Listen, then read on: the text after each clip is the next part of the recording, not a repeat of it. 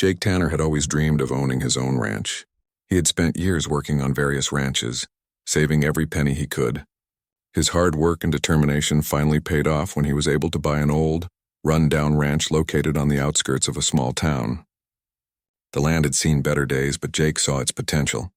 He was ready to restore it to its former glory and live the life he'd always imagined. On the day he arrived, Jake was filled with excitement and a little nervousness. He had traveled a long way, and his chestnut mare, Dusty, carried him up the dirt road leading to his new home. The sky above was a bright blue, and the sun shone down, making everything seem full of promise. Jake looked around, taking in the wide expanse of land, the rusty old barn in the distance, and the weathered fences that needed fixing.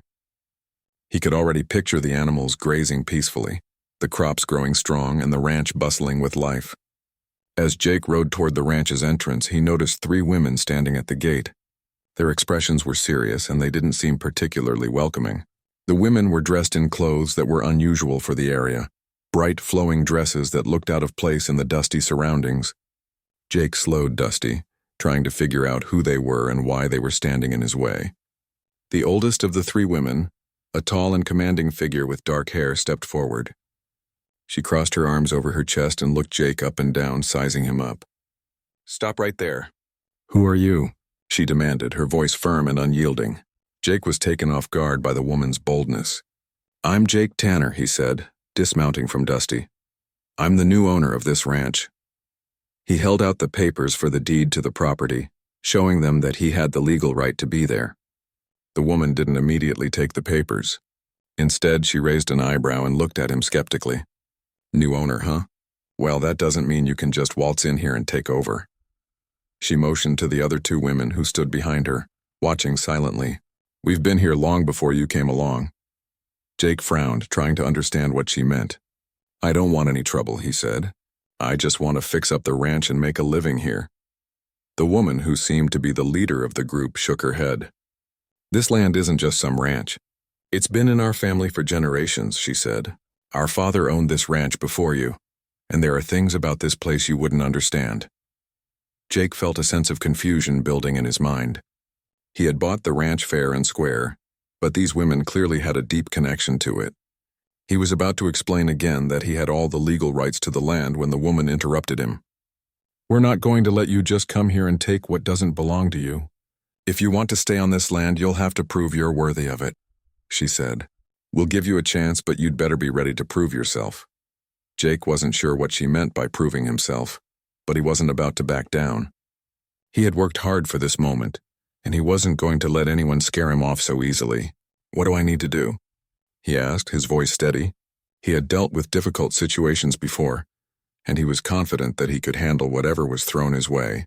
The woman, whose name he learned was Maggie, smiled slightly as if she had been waiting for him to ask. "There's a lot more to this ranch than you know," she said. "And there's more to running it than just fixing fences and feeding cattle. We'll start with a test." Jake raised an eyebrow, but he didn't ask any more questions. Maggie motioned for him to follow her, and the other 2 women, Lucy and Eliza, followed behind. Maggie led him to a nearby corral, where a large bull stood in the middle, snorting and pacing. Jake could see that it was agitated, its muscles tense and its eyes wild. It was a powerful animal, and Jake could tell it would be a challenge to handle. "This bull's been a problem for years," Maggie explained. "No one's been able to control him. He's stubborn and violent, and he's been causing trouble for anyone who tries to get close." She crossed her arms, watching Jake carefully. "If you can calm him down, we'll know you have what it takes to handle this ranch." Jake didn't hesitate. He had worked with cattle before, but he had never dealt with a bull quite like this one. He could feel the adrenaline rushing through his veins as he approached the animal slowly, trying to stay calm and steady. The bull snorted loudly, tossing its head, and Jake knew this was going to be difficult. "Don't make any sudden movements," Maggie advised. "If you spook him, there's no telling what might happen." Jake nodded, keeping his eyes locked on the bull. He slowly walked toward it, making sure to move in a way that didn't startle the animal. His hand reached out cautiously as he spoke in a soft, low voice. At first, the bull didn't respond. It continued to pace, but Jake could sense that the animal was starting to calm down just a little. As Jake continued to speak to the bull, the animal's movements slowed. It stopped pacing and began to sniff the air, as if considering Jake's presence. It took some time, but eventually the bull lowered its head and stood still, looking more at ease. Jake exhaled deeply, relieved that the bull had calmed down. He had passed the first test, but he knew this was only the beginning. Maggie nodded, a small smile creeping across her face. "You've got some skill, I'll give you that. But there's more to this ranch than just taming wild animals." Jake didn't mind the challenge. He was determined to prove himself not just to Maggie and the girls, but to himself as well. This was his dream, and he wasn't about to let anyone stand in his way. As the sun began to set, casting a warm golden glow over the ranch, Jake knew he had a long road ahead. But he was ready to face whatever came next.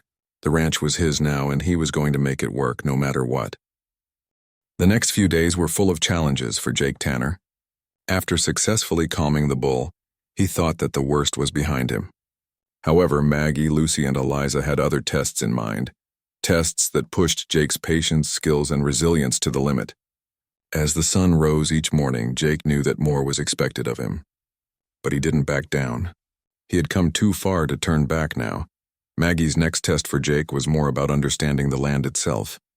She led him to a large section of the ranch where a patch of the field had been left untended for years. The once fertile soil had dried up and weeds were taking over. It seemed like a simple task to clear the land, but the weeds had grown thick and the soil was as hard as stone. It was a reminder of the years of neglect the ranch had suffered. "This land needs care," Maggie said as she watched Jake survey the field. "Our father always believed that good land requires patience and knowledge. Can you make it work again?"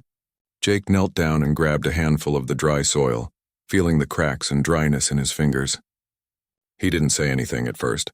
He had grown up on a ranch, but this was unlike any land he had worked on before. It felt like a huge task, and for a moment he wondered if he was in over his head. Maggie stood behind him, arms crossed.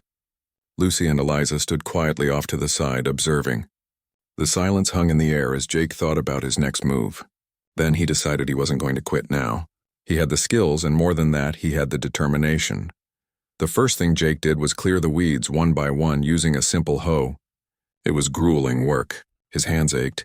His back grew sore, and the sun beat down on him relentlessly.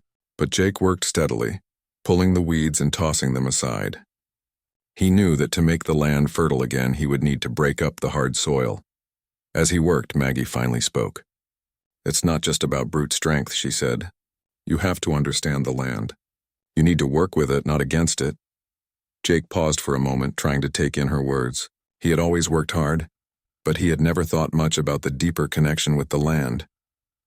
"Try loosening the soil with your shovel," Maggie suggested. "Don't just dig, feel it. The soil needs to breathe." Jake followed her advice, digging slowly and carefully, loosening the earth bit by bit. He began to see the difference. The soil wasn't as hard as it had seemed at first. There were patches of fertile ground hidden beneath the dry surface. Slowly but surely he was making progress. By the end of the day, Jake had cleared a sizable portion of the land. His hands were raw and he was covered in dirt, but he felt a sense of accomplishment. He had faced a challenge and he had met it head on. Maggie, Lucy, and Eliza looked on in silence as he finished his task. Maggie nodded in approval, though she didn't say much. The next day, Jake was given another task. Eliza led him to the ranch's dilapidated barn, which had been in desperate need of repair for years. The roof had holes in it and the walls were crumbling. It wasn't an easy fix, but Jake didn't hesitate.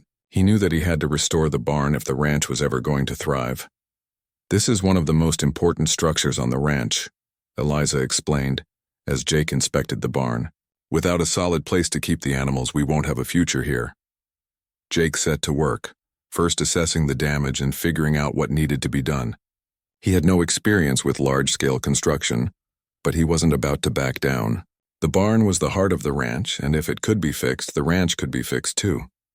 He spent hours rebuilding the roof, patching the holes, and repairing the walls. It was hard work, but Jake knew it was important. Every nail he hammered into place felt like another step toward earning the trust of the three women. As he worked, he noticed Maggie and Lucy watching him from a distance. They were speaking quietly, and though he couldn't hear their words, he could sense their eyes on him. It was clear that they were evaluating him, not just as a rancher, but as a person. They had all been through hardships, and they wanted to make sure he was the right person to help them restore their family's legacy. By the time Jake had finished with the barn, the sun had begun to set. He stood back, wiping the sweat from his brow, and surveyed the work he had done. It wasn't perfect, but it was a start. It was better than it had been when he first arrived. The next morning, after a long night's rest, Jake was once again called to face the third and final test. This time, Lucy took him to the creek that ran along the edge of the property. The water had been low for weeks, and the irrigation system wasn't working properly. Without water, there would be no crops, no animals, and no future for the ranch. Lucy stood beside him as he knelt down at the edge of the creek. "This creek used to flow strong," she said. "Our father always made sure the water came through for the ranch. We need you to fix it." Jake examined the situation carefully. The creek wasn't dry, but the water flow had slowed to a trickle. The irrigation system was clogged, and the banks of the creek had eroded. It was going to take more than just clearing debris to fix it. Using a combination of old tools and a little ingenuity, Jake set to work. He cleared the debris, fixed the channels, and reinforced the banks of the creek.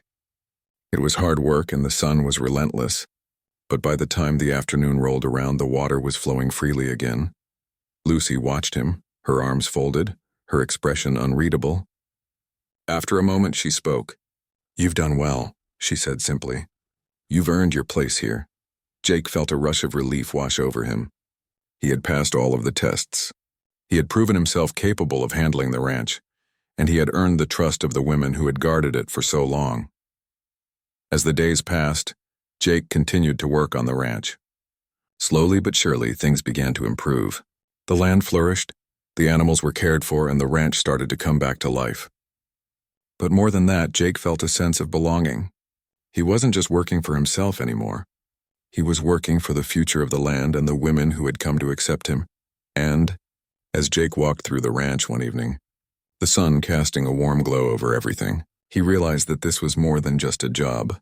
It was a chance to build something lasting, a place he could call home.